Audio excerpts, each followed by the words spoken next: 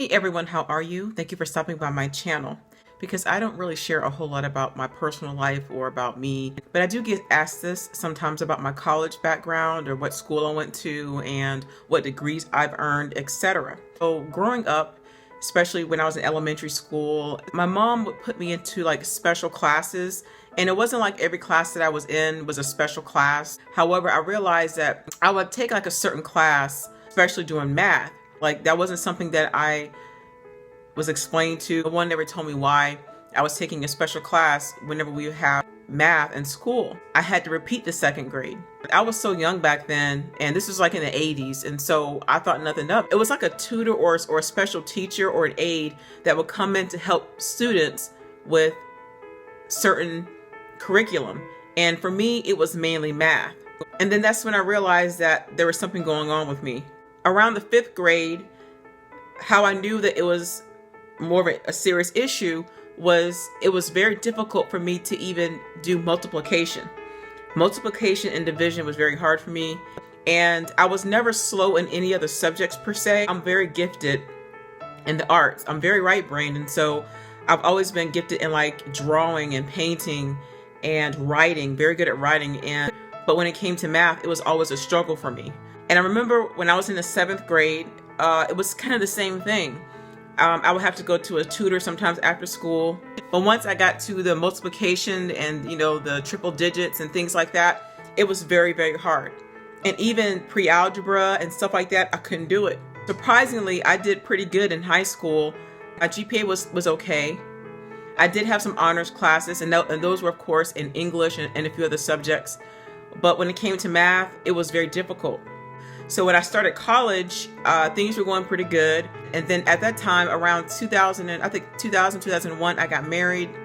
I got pregnant with my son, and I kind of put my education on hold a little bit, but I had him and I went back to school for a little while, but I still never finished my degree. So at that time, I had like maybe 60 something credit hours.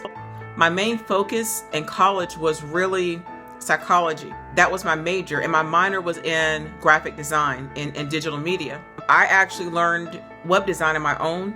I learned how to hand code HTML, and I love to learn HTML by myself.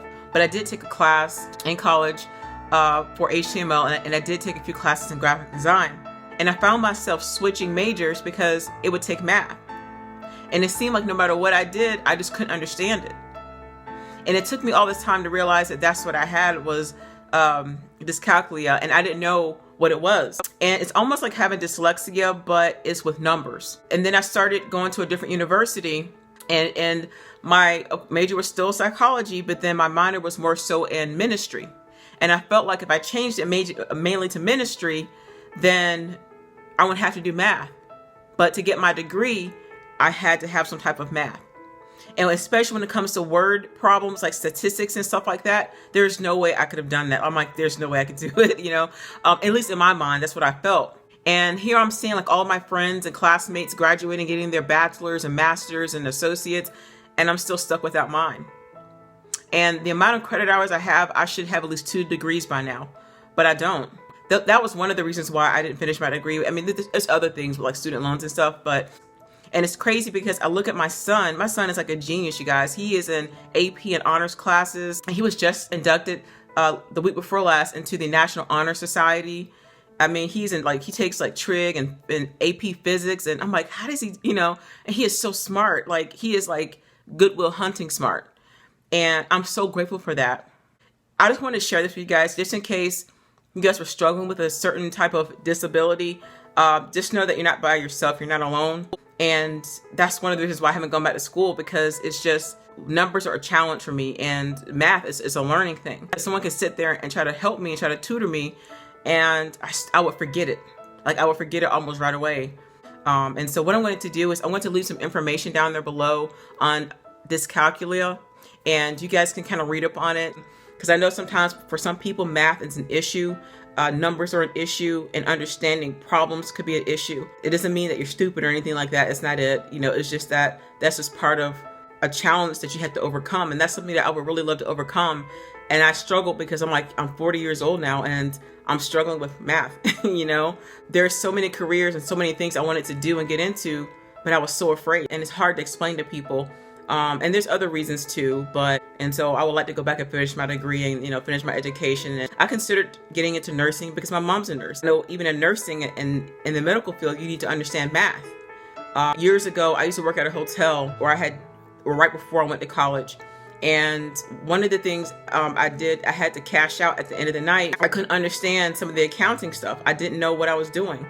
And one of the assistant managers, she was from Africa. She used to laugh, but I could never understand why she was laughing at me. And then it wasn't until the girl who worked under her, who was kind of like my supervisor, told me that the woman, she was calling me a dum-dum because I couldn't understand how to calculate certain numbers. I couldn't understand how to do ledgers and stuff like that. I didn't know it. And it's unfortunate that sometimes people look at you like you're dumb if you don't understand certain things.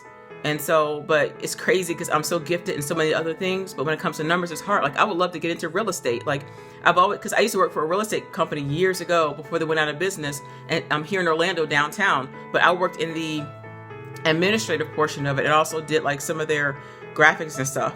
And I considered getting into the mortgage business and helping people with mortgages. But numbers. And I used to work for this penny stock company here in Orlando back in the mid 2000s.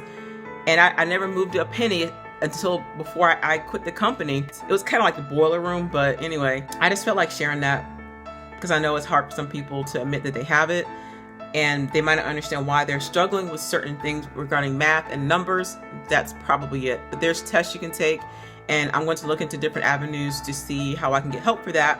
Thank you for taking the time to watch this video and for understanding. God bless you guys. Have a great day. Bye.